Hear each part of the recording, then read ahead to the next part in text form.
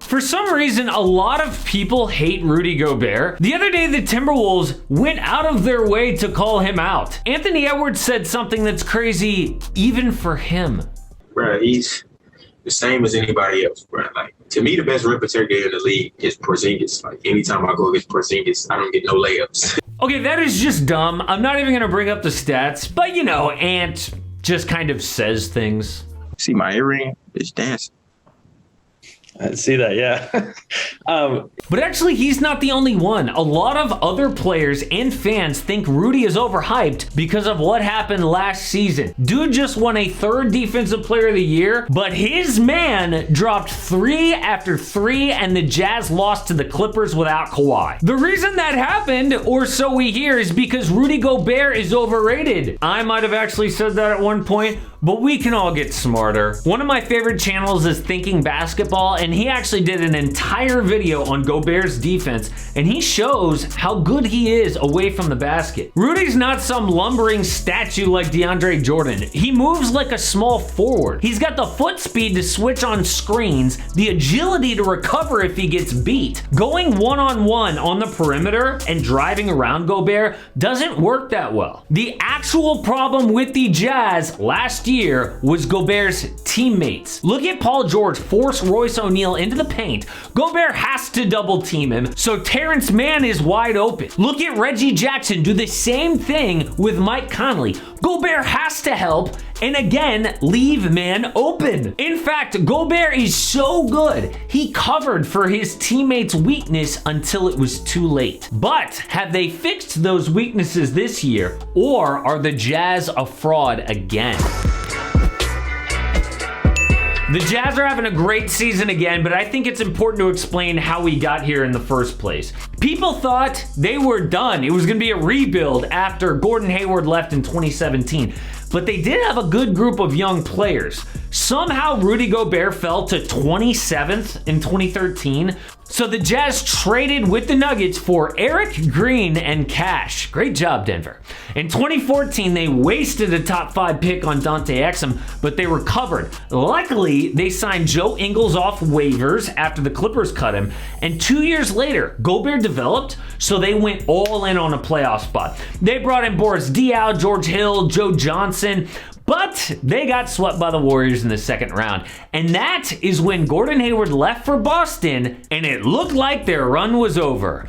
Until they got a player that changed everything. The Nuggets again drafted a great one, Donovan Mitchell, and the Jazz again traded for him. All it took was Trey Lyles and the 24th pick. Yes, Denver just gave up Donovan Mitchell and Rudy Gobert. And Spido was so good as a rookie, they didn't even miss Gordon Hayward. They beat Russ and Paul George in the playoffs. Since then, they have won a lot of regular season games, but they have heartbreaking losses in the postseason. Last year was just embarrassing. But if you ask the Jazz, they think if we had a healthy Mike Conley and Donovan Mitchell, we would have won. So in the offseason, they just brought back the same core and added Rudy Gay and Hassan Whiteside. And right now, it's looking like they were right. Their offense is historic. Not only is it number 1 in the NBA right now, but their 117.5 offensive rating would be number 3 all time. And the reason they're so good is having elite role players like Bojan Bogdanovic, Jordan Clarkson, and Joe Ingles, combined with an all-star playmaker in Mike Conley with their 2 stars. And I could make a whole video about that offense, but no one cares. We all know the ceiling is about their defense. So this year they're trying a couple different things. First, they play small ball with Rudy Gay at the 5, so they can switch more than they can with Gobert. The result is a 106 defensive rating, better than 76% of the league. The problem is a 110 offensive rating, which is about league average.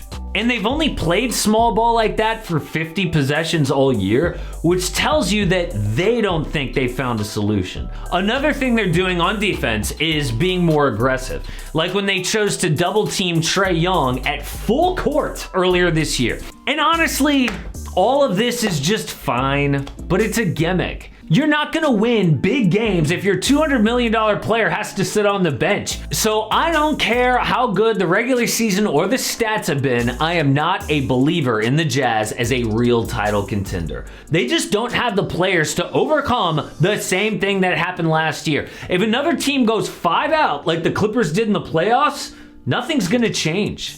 So no, I disagree. A healthy Mike Conley is not going to stop a really good player from blowing by him and forcing Rudy Gobert to double team. Their moves in the offseason didn't fix that. Anytime Royce O'Neal is your best wing defender, you got a problem.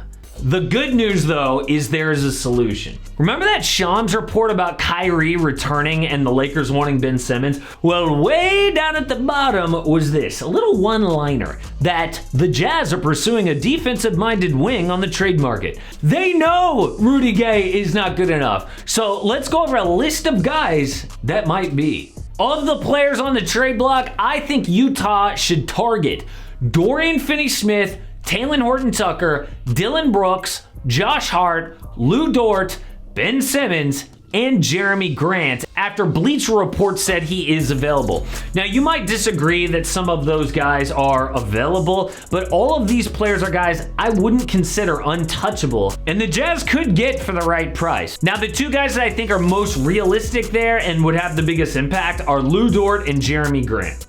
Both guys are excellent wing defenders that can stretch the floor and would be a great fix. So Grant would probably be the most expensive, and a package to get him would include at least Joe Ingles and a bunch of young players plus 3 firsts. And honestly, it would probably take a 3-team deal because Detroit doesn't really want any of those young players. It took so many guys because I had to put all of them in to make the salary work, but none of those young guys are great prospects. Instead, Lou Dort is a much more realistic option. I think it would take at least Udoka Azubuike, 1 2026 first, and a 25 second. Dort is an elite defender who's scoring 17 points a game on decent efficiency. He was a big-time find for the Thunder after he went undrafted from college coming from Canada. He's on a really cheap contract too, and I think that OKC will flip him at some point, and no elite team needs him more than Utah. Guys, I just did one of my favorite videos that I've done in a long time. It is about a player who was a top 5 draft pick, projected top 5, but he ended up slipping to the 2nd round. And it's not because he's a bad guy, and it's not because of like injuries. Sometimes you hear like a Michael Porter Jr., he'll fall down the draft from like a projected top 5 all the way to almost out of the lottery, right? Well, this guy was for none of those reasons, but now he is getting revenge. Check it out.